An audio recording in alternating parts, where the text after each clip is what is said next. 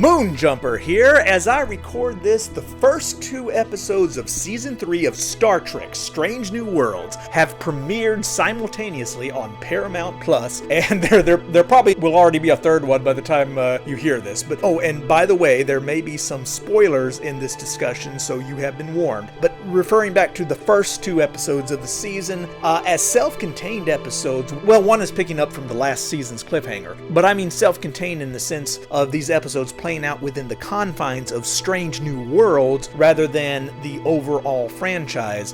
Well, in that sense, they were fine. No big complaints and plenty of enjoyable moments, including, by the way, a very unexpected kudos for actually allowing Pike to express his belief in God openly on camera. He prays the Lord's Prayer by his sick girlfriend's bedside. I never thought I would see anything like that coming out of modern Hollywood ever again, let alone coming out of Secret Hideout of all places. But good for them. But regardless, if you're looking at Strange New Worlds as a self-contained entity outside of its relationship with the overall canon of Star Trek's so-called prime timeline, or what I refer to as the original series timeline, Enterprise, TOS, TNG, DS9, Voyager, it makes no sense aside from finally acknowledging that Christians and people of faith do indeed exist in the Federation, as had been previously acknowledged in the original series. It was not until TNG that faith was treated as all but forbidden in this oh-so-inclusive Federation. But speaking just in terms of plot and continuity, nothing makes sense in the Discovery SNW verse. The Federation is facing all-out war with the Gorn, a species of which members of this exact same crew have never heard of only 5 years later in TOS. Episode 2, they meet Trelane, and it's a rather fun episode, by the way, and we do get a little voice cameo from John Delancey as Trelane's father, all but expressly confirming that Trelane is a Q. But again, Spock, who is the main focus of this episode, and his memory is fully intact when the episode is concluded, apparently doesn't remember Trelane only 5 years later when he, Kirk, and McCoy are on Trelane's planet, very clearly meeting Trelane for the first time. Now, I get it. In SNW, it's implied that this incarnation of Trelane is not being visibly seen by the characters as Trelane. We see him, but Spock first sees him as a Vulcan bartender and then as an Andorian wedding planner. But we also watch Spock put it together that the Vulcan and the Andorian is the same guy. You'd think Spock, of all people, would be smart enough to pick up on some of the similarities a few years later. But of course he didn't, because they had clearly never encountered a being like this before. And don't misunderstand, like I said, this was a fun episode. I very much enjoyed it. But here's the thing. The folks at Secret Hideout can keep gaslighting us all day in interviews, insisting that Discovery and Strange New Worlds are direct prequels to the original series, but an interview is not canon. What is shown and said on screen is canon, according to CBS's very own policies. And what is being shown and said on screen in Strange New Worlds is irrefutable evidence that SNW and its predecessor Discovery are not in the same continuity as the TOS timeline. And in last season's episode, Tomorrow and Tomorrow and Tomorrow, they outright admitted it on screen. So this all ties into the final segment of episode 28 of Who Cares What I Think, the Star Trek Multiverse musicals and other random musings, which I did a few weeks back. And if you want to watch that full 1-hour episode, and I encourage you to please do that, it's linked down below. But for this Who Cares What I Think sub-episode, the final sub-episode of the episode 28 block of videos, these sub-episodes, think of them like the DVD special featurettes of the longer form program. And this will probably be the last video I get to do for a while, because I got to go back to work. I'm not a professional YouTuber. So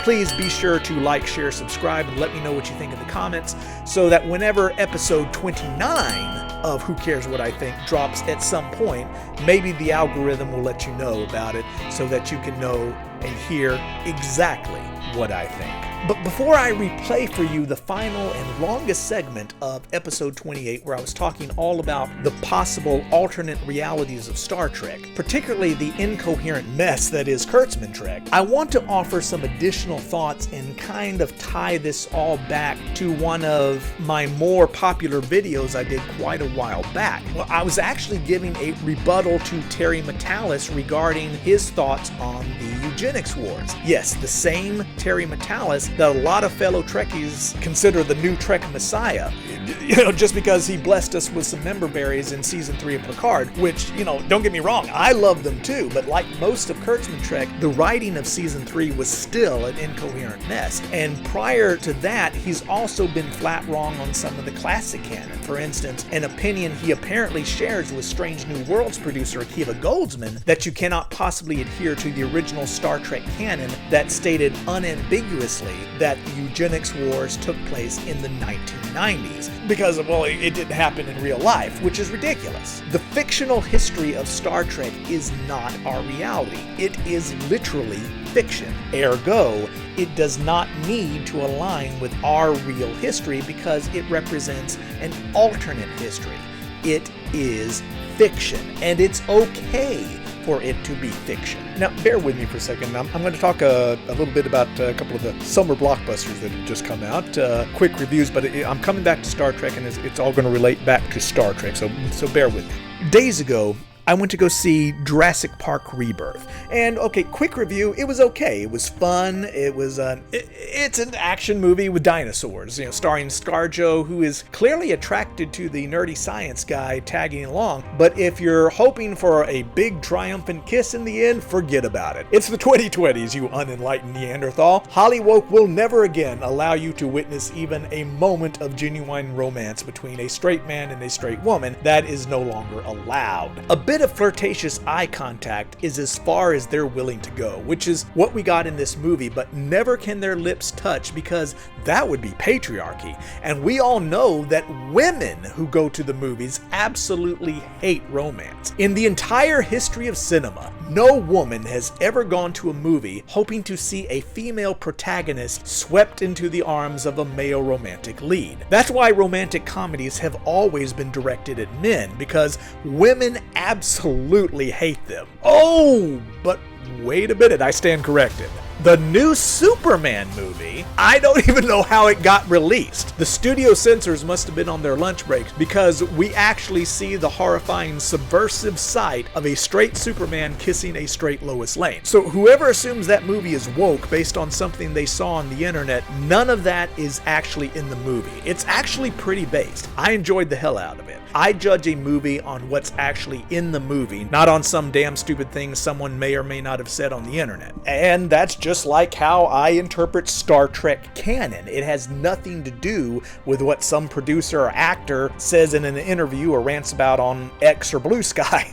According to CBS's own long-standing policy, it's what you show me on screen that counts as canon. But back to Jurassic World and how it compares to Star Trek. Jurassic Park Rebirth is set in current day 2025, and in the opening moments of the film, we are again reminded that humans have now been living on Earth with dinosaurs for 32 years since 1993, the year of the original Jurassic Park movie. Well, how can that be? Because where are the modern day dinosaurs in real life? Obviously, we've got to retcon the whole timeline now, because in 1993, I was in college, and there were all sorts of things happening and being talked about. We were just 2 years out of the Gulf War, Bill Clinton was now president, and on the TV news, we witnessed the disastrous, horrible Battle of Mogadishu and the brave American soldiers that endured that. NAFTA was systematized in North America, while in Europe, the European Union was formally organized. But during that time, during all these world events, not only were there no discussions of Eugenics Wars taking place, there was also no place you could see living dinosaurs outside of the movie theaters screening Jurassic Park. It's almost as though Jurassic Park was a fictional movie, and all of its sequels up to and including Jurassic World Rebirth represent a fictional alternate timeline to our own. Right? I mean, please let me know in the comments if there are any of y'all out there who thought that these movies were documentaries. Flashback to the 1970s. Harve Bennett, the same man who a decade later would bring us Star Trek II, The Wrath of Khan, speaking of the fictional 1990s Eugenics Wars. In 1973, he adapted a science fiction novel titled Cyborg for television, and we all know it as The $6 Million Man, which spawned its own spin-off, The Bionic Woman. Those two series were set in the present-day 1970s, not some vague near future, but in present-day 1973 through 1978, and they were hugely popular. Granted, I was a little kid, but I don't recall anyone ever complaining that no such cybernetic bionic technology existed in the 1970s. In fact, as far as that level of sophistication, that form of bionic technology still doesn't exist today. Medical technology has advanced incredibly since the 1970s. Just a couple of weeks ago, I saw an interview of a young woman who has a pair of incredibly advanced bionic arms and hands that she can manipulate with her mind, as if they were her own hands and arms. A real-life bionic woman in 2025, and it's incredible. But you're not going to see her throwing a man across the room or busting through a wall, because even after 50 years, that is still science fiction. And I can say with absolute confidence that Harve Bennett was fully aware that he was writing science fiction set in the present-day 1970s, not a documentary, when he was crafting The $6 Million Man and The Bionic Woman. I can also say with equal absolute confidence that in 1982, that same Harve Bennett was fully aware that the likelihood of there being a war of eugenic supermen, much less the launching of an interstellar sleeper ship as sophisticated as the Botany Bay, all within a mere 10 plus years, was surely near absolute zero. He surely knew that was not going to happen. It's almost as though Harve Bennett knew that he was reinforcing a fictional alternate timeline to our own, the Star Trek timeline. Well, currently, in the age of Alex Kurtzman's NuTrek, Strange New Worlds executive producer Akiva Goldman is apparently incapable of thinking that way. In his mind, Star Trek has to line up with our own real-life history. But to hell with Discovery and Strange New Worlds lining up with the canonical history of Star Trek's established fictional timeline.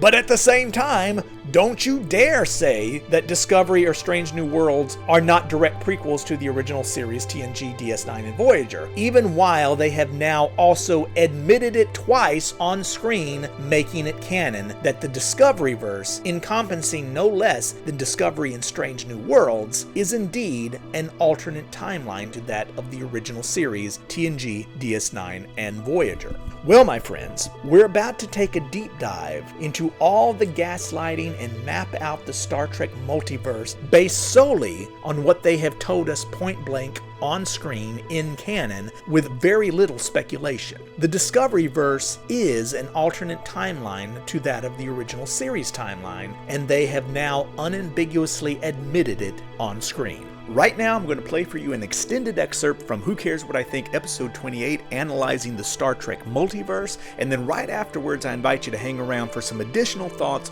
on the arrival of Season 3 of Star Trek Strange New Worlds, which only muddies the canonical waters more than ever. Roll the tape.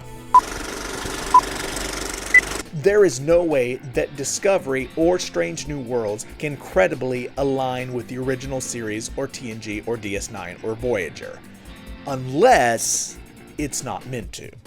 And that brings me to the big controversy. Is Kurtzman Trek set in a separate timeline from the original series and the rest of classic Trek? Oh boy, here we go. So, we know that Alex Kurtzman, for the last 8+ years, has just been insisting that Discovery, and by extension we can presume Strange New Worlds, is a direct prequel to Star Trek, the original series. Now, anyone who has actually watched the original series, or The Next Generation, Deep Space Nine, or Voyager, which would clearly not include Alex Kurtzman, I don't think he's ever watched any of it, except maybe The Cage. That seems to be the only storyline he's somewhat familiar with. But anyone who has actually watched Star Trek, especially the original series, knows that it is flatly, canonically impossible for Discovery and even Strange New Worlds to line up with original series continuity. And no, I don't just mean visually, although that is part of it, but no, primarily I mean story and plot continuity in line with TOS, TNG, DS9, Voyager. They're not compatible, which means he and his writers have either been blissfully ignorant of Star Trek canon, or at a minimum indifferent to it, or for the last 8 years, they've been lying. Lying about what their true intentions are when it comes to the very cornerstone of all Star Trek canon. The very cornerstone of the franchise itself. If it's not ignorance, then the only other motive I can conclude is that Mr. Kurtzman's goal and desire is to ultimately decanonize the original series. And we've all seen those comments on the internet from card-carrying members of the so-called modern audience, all 15 of them that the studios are hell-bent to cater to, calling for exactly that. It's time to decanonize TOS. It was made in the 60s and they were all istophobic back then. I've never watched it, but I hate it. Look, I have done my best on this channel to give Kurtzman the benefit of the doubt. But sadly, I think that's his mentality. He wants the original series replaced in the timeline.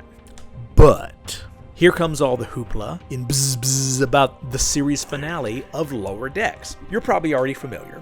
The plot involved a multiverse story arc, and in the process we witness a standard Klingon bird of prey turn into a Discovery-era bird of prey, and a traditional TNG-era Klingon get morphed into a Discovery Kling orc. Everybody immediately pounced on that and said, aha, they admit it, Discovery is a separate timeline. And the way it was done certainly gives a wink and a nod to that possibility. Now, Mike McMahon was mostly coy about it, but basically indicated something to the effect of, yeah, I knew what I was doing type of thing. It was something to that effect. At the same time, as others have correctly pointed out, we do see the Cerritos morph into other canon starships like a Sovereign class and a Galaxy class, which is all a little bit silly given the Cerritos' dysfunction. But she also turned into an Oberth and a Miranda, which makes more sense. But regardless, as others have correctly pointed out, surely you're not suggesting that a Sovereign class or a Galaxy class isn't canon. Obviously it is, although I'll also point out that that Sovereign class is not like any Prime Universe Sovereign we've seen before. Notice the Cerritos style nacelles. But even that aside, what it does suggest is that in some version of the multiverse, meaning in some other timeline, there is a version of the Cerritos which happens to be a Sovereign class, just as there is clearly another timeline in which these particular Klingons exist as Discovery-style Klingons. And which timeline might that be? Not necessarily the, shall we say, Discovery-verse, but one suspiciously similar to it. Now, I know the powers that be keep trying to say, oh, no, it has nothing to do with parallel timelines. But the whole thing was about parallel timelines. The whole thing was about multiverse. Don't gaslight us. We watched it. But that aside, and here comes one of my pet peeves. People keep talking about canon, when what they really mean is continuity.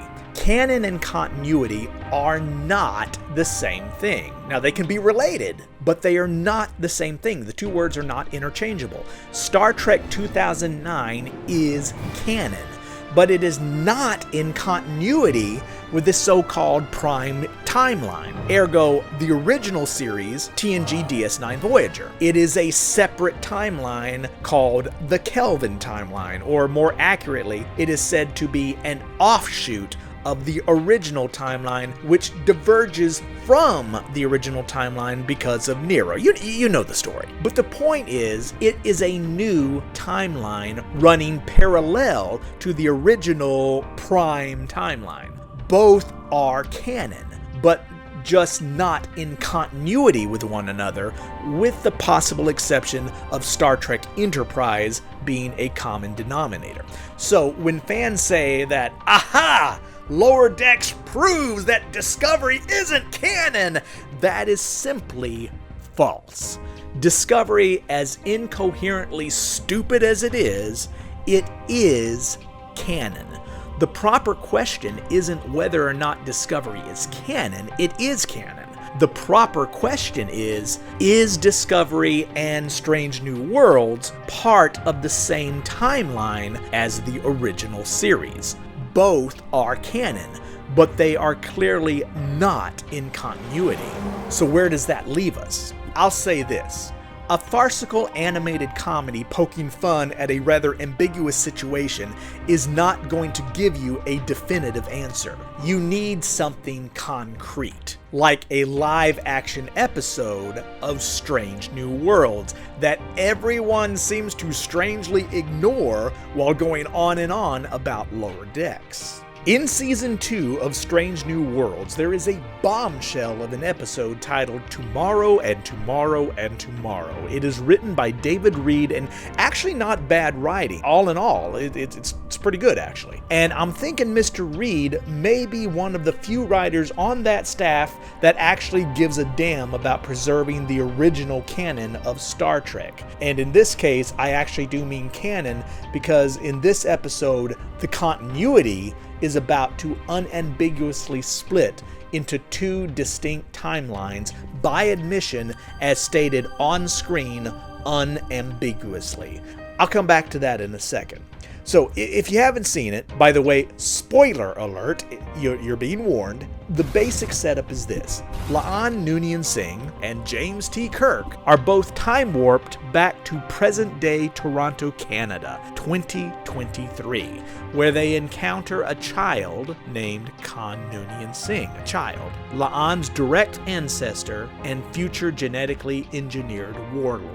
Problem is, of course, aside from he's apparently Canadian all of a sudden, is that we know from both Space Seed and Star Trek II: The Wrath of Khan that Khan was already an adult. He would have been born somewhere around 1949, 1950, and had already come to power by 1992, at which time the Eugenics Wars began and lasted through at least 1996, at which time Khan and his followers were expelled from Earth aboard the Botany Bay. Those dates were very specifically stated in both Space Seed and Star Trek II: The Wrath of Khan. But here's this child in present-day 2023, but it's not exactly a retcon. Instead of ignoring classic canon, Mr. Reed, the writer, directly addresses it. To his credit, he goes to great lengths to preserve the original timeline while creating a new one. You see, there's a Romulan agent from the future named Mary Queen of Scots. Wait, sorry, wrong series. Same actress, Adelaide Kane. She starred in Rain on the CW. Hey, she's hot. Okay, yeah, I watched it, all right? If I can watch Jim and the Holograms, I can watch Rain, okay? Anyway, Adelaide Kane guest stars as a Romulan temporal agent named Sarah, who indicates that she was from the original series timeline and had come back in time to kill Khan, only to discover that the temporal wars a la Enterprise had changed everything. And, well, I'll let her speak for herself. Whole temporal wars have been fought over them, and it's almost as if time itself is pushing back, and events reinsert themselves, and all this was supposed to happen back in 1992, and I've been trapped here for 30 years trying to get my shot at him. I'm not gonna stop now, so open the door. Did you hear what she just said? The Eugenics Wars and Khan, that was all supposed to have occurred in the 1990s, as per the original timeline. But something happened. It never occurred. And Sarah has been trapped on Earth for 30 years, just waiting. But somehow we have a new Khan decades later in a new timeline in which the Eugenics Wars will now take place in the 21st century instead of the 20th. All this was supposed to happen back in 1992. They admit it on screen, which makes it canon that the timeline of Discovery and Strange New Worlds is in fact a divergent timeline from the original series timeline. Sarah was unambiguous. She stated forthright on screen that the TOS timeline, which she was from, happened just the way Space Seed in Star Trek II said it did. Never told you how the Enterprise picked up the Botany Bay Lost in Space from the year 1996. But the temporal Cold Wars of Enterprise created a new timeline, which means we now have 3 main timelines in the Trek multiverse. The original series timeline, we already know about the Kelvin timeline, and now we have concrete, unambiguous confirmation stated canonically on screen by Sarah in live action on SNW that Discovery and Strange New Worlds, call it the Discoverse, is a divergent timeline from TOS, TNG, DS9, Voyager. And I'm sure they will try to take it back and gaslight us some more, but they can't. It was stated point blank on screen. It is canon. This is a new and separate timeline created by the temporal Cold Wars. So that being said, which one is Prime? I don't think that applies anymore. I guess for now we'll say it's the Discoverse, since this is Kurtzman Trek. Keep Kurtzman happy, whatever. But it doesn't matter anymore. It's TOS timeline, Discoverse. And let's go ahead and just for now, just because it's not relevant to this discussion, let's just eliminate Kelvin for now. Yeah, it exists, but for now it's in our way. You basically have what I call the original series timeline, the TOS timeline, which is all of the classic series with some new additions like Lower Decks and probably Prodigy. And then there's the Discoveryverse, which to date is basically Discovery and Strange New Worlds. And that's it. Well, would presume Section 31 tentatively, but then there's some huge continuity issues with that because they can't follow their own canon, so that may affect which timeline it actually falls in. So I have a question mark on there. I have stuck between the two timelines, but we'll come back to that. Now notice I did not dump Picard into the Discoverse because Picard, are you ready for this? Do you want to sit down? Picard is in the original series timeline. No, God! No, God, please, no! No! No! A lot of fans will insist that Picard, at least the first 2 seasons, should be lumped in with Discovery. Why? Because they don't like it. I got news. That's not how canon works. It's not based on whether or not it's good or you happen to like it. Spock's brain is canon. Threshold is canon. And by the way, so is Discovery. It's just a different timeline, not in the same continuity. But no matter how much they still gaslight us, we now have on-screen confirmation that Discovery and Strange New Worlds are part of an alternate timeline and not direct prequels to all of the classic series. Picard is different. It's set over 30 years after TNG and is written to be a direct sequel to TNG. And the thing about sequels, it's kind of hard to mess up the continuity because all you're doing is saying what happened at a later date. You don't have to like what happened at a later date because the real Picard is dead and basically been replaced by an android. It kind of sucks, but it is what it is. Love it or hate it, it does not significantly contradict anything that came before. Okay, we get a brief glimpse of a Disco Prize, so what? Because we also get, I think, 2 glimpses of the classic TOS Connie, and aside from that, the continuity otherwise is actually pretty smooth. Well, there is season 2 when they go back in time to the present day. There's a couple of minor continuity hiccups, but they're not significant enough to get into in this particular video. But overall, the continuity is actually pretty decent. Now, the plots range from stupid to incoherent, but that has nothing to do with continuity. I have no problem setting Picard comfortably in the original TOS TNG timeline. Now, there are fans who want to split Picard into 2 timelines between seasons, like James Gunn is apparently about to do with Peacemaker, which I find annoying, but okay. let's look at this. And first, let's simplify my graph some more to make it a bit easier to read. So as you can see up top, here is the original series timeline, beginning with Enterprise, and here's all the classic series and movies up through Nemesis, and then I've added Lower Decks, Prodigy, and Picard. And now down here below, we have the Discoverse timeline, which is, again, starting with Enterprise. That's where the split actually occurred because of the Temporal Cold Wars, or the Temporal Wars. This is what we've always suspected, but now the Romulan agent Sarah has canonically confirmed that. Then we have, in the mid-23rd century, we've got first 2 seasons of Discovery, Strange New Worlds, then we move up to maybe Section 31, but there's a question mark there. We'll get to that in just a minute. And then, of course, there's a huge time jump to the 32nd century with Discovery seasons 3 through 5. So here's my take based strictly on the on-screen evidence. I am not placing Discovery and SNW on a separate timeline because I don't like them. What I feel about them is irrelevant. I'm putting the Discoverse on a separate timeline because the writers told us point blank on screen that it was an alternate timeline.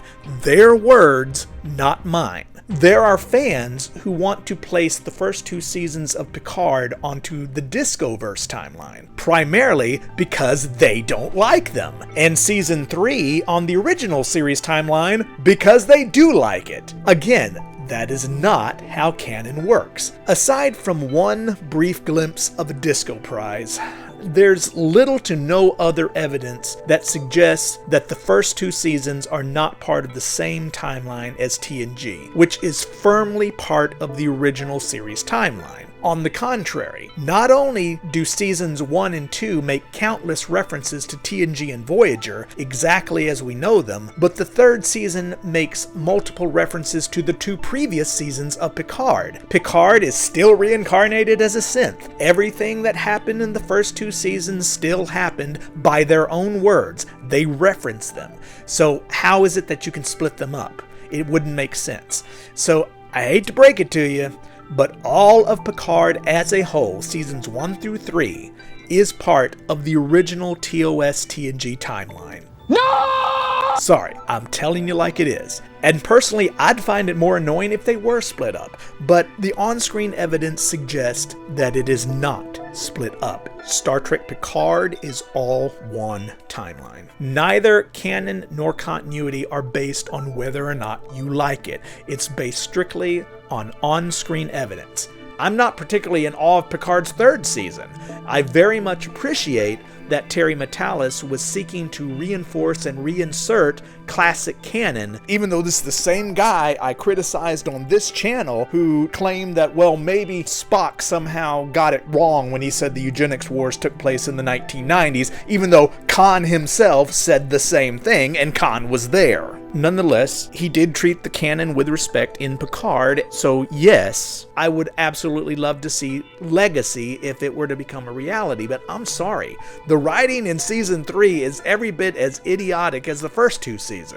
I thought the finale was just bonkers. But regardless, as far as I'm concerned, Picard is part of the original timeline, separate from the Discoverse. Speaking of Discoverse, or maybe not the Discoverse, who the hell knows with this one? Oh my god. Section 31. I don't even know what to say about this one. I will say this. It is so bad and so embarrassing, I actually had to buy a copy of it. I bought the Blu-ray. I know, weird, but it's just so bad. I'm not sure how long Paramount will keep it available before it just quietly disappears. I had to have a permanent copy of this train wreck as a macabre souvenir. I couldn't tell you which timeline this belongs to. You would think Discovery because that's what it's a spin-off of, and it references Discovery. But like everything helmed by Alex Kurtzman, they don't even follow their own canon. again.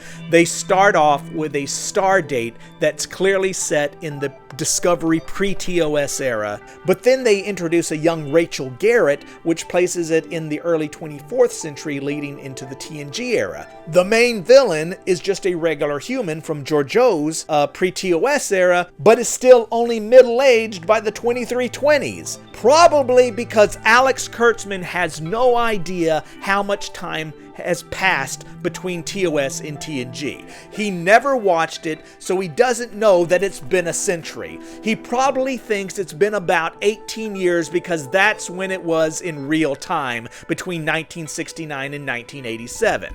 Makes sense to him. After all, Rachel Garrett, when we see her in TNG, is shown wearing the same uniform as Kirk does in the movies, and Kurtzman, I'm sure, has seen that photo. He doesn't know that it's been 80 years since the movie era, because he's never watched any of it! And then to top it all off, one of the main characters is an augment like Khan, right? Born in the 20th century in the 1970s and was an augmented soldier in the Eugenics Wars in the 1990s, as per the original series timeline, directly contradicting Strange New Worlds in the Discoveryverse. As far as I'm concerned, in the proper timeline, the original series timeline, the Eugenics Wars happened in the 90s. So, what, kudos to Section 31? But then did the Guardian of Forever deposit Georgiou back into the original TOS timeline? I suppose that's plausible. That's about the only explanation. Except, like I said, Jamie Lee Curtis directly references the events of Discovery, so Fuck. And stop the tape. Wow, this really did kind of turn into a full episode on its own. I should have made this episode 29, because it's really a full episode. And well, newsflash, as expected, by the time I finished editing this video, there would already be a third episode of Strange New Worlds drop on Paramount Plus, and of course it has. And it's a zombie episode written with the same dedication to thought and logic that most of NuTrek is given these days, meaning hardly none at all. The showrunners have never watched classic Trek, so I'm sure they think they were doing something truly novel in the franchise, not knowing that Enterprise had already done zombies 20 years ago and did it much better. But whatever, I don't care about zombies. They want to do zombies, fine. It's dumb, but that isn't something that breaks continuity. But NuTrek being NuTrek, they seem utterly incapable of producing even a single episode of this alleged prequel to the original series that doesn't directly contradict the original series, to the point that it's got to be on purpose, because no professional writer can be this incompetent. This has to be an alternate timeline. It can't be anything else. First off, we see Spock do another mind meld on a human, Captain Batel in this case. I've talked about this controversy before when Spock conducted a mind meld on La'an back in the first season, in direct contradiction to Dagger of the Mind in TOS, when Spock very specifically, very plainly says, "I've never used it on a human doctor," and he's hesitant because it can be dangerous if done improperly. Well, you may recall that all the shills came out and immediately said, "Oh, no, it's okay because Enterprise already broke canon when they had T'Pol mind meld with Hoshi, so we can do it too." Huh? I'm sorry, is T'Pol's name Spock? Spock never said that no Vulcan ever used a mind meld on a human. He very specifically said, "I've never used it on a human. I have never climbed Mount Everest, but there are other humans who obviously have." These are the games they play trying to gaslight us, and it's not even good gaslighting. If you're going to gaslight me, at least be skillful at it. Ergo, the god-darn mother flippin' Gorn. We've been over it. These once intelligent spacefaring reptilians are now somehow mindless, barely sentient xenomorph monsters who eat all the people they don't use for breeding chest bursters, completely missing the whole philosophical point of Arena. That these were not mindless monsters, but an intelligent species with a relatable grievance, and that only if they had spoken to one another before shooting at one another. These smug writers miss the whole moral of the story because they can't see past the campy rubber suit that they're too busy laughing at. Probably because they consider it too beneath them to actually watch it. But all that aside, the most obvious issue in terms of continuity, since they still insist that this is the same timeline, is the odd fact that they've just been in full-fledged combat with these monsters. Spock is here, Uhura is here, Chapel is here, even Scotty is here now. And Kirk is here every other episode on the flippin' Enterprise, and none of them remember a thing about it when they meet the Gorn, they say for the very first time, only 5 years later. Well, because these Gorn are mindless morons in SNW, the Enterprise is able to shine a big shiny light in the sky and trick them into warping back to their home world to go into hibernation for the next 5 years. Ah, you see how they fix the canon? No. What are you talking about? So they disappear for a while. How does that explain the crew's apparent amnesia 5 years later? Oh, no, wait. Once again, I stand corrected. These guys are so smart. I see what they're doing. Fast forward episode 3. The reason why Pike and M'Benga are on the zombie planet is because they need a rare flower to hopefully cure Pike's girlfriend, Captain Batel, who was infected with Gorn eggs, and the treatment with number 1 superblood wasn't quite the cure-all they thought it would be. And she is relapsing and will almost certainly die without this special flower from the zombie planet. But the kicker is, it's probably going to turn her into some kind of human Gorn hybrid. Oh my god. You see where they're going with this, right? Please let it be a red herring. But this is Kurtzman Trek, so I'm calling it now. They're going to try to say that the Gorn captain that Kirk duels with in Arena is actually Pike's girlfriend, Captain Batel. Or if it's not her directly, it's a new, more intelligent humanoid subspecies of Gorn spawned by Captain Batel because they have amnesia about their own canon. Clearly, they've already forgotten that a TOS-style Gorn skeleton has already been seen in Discovery.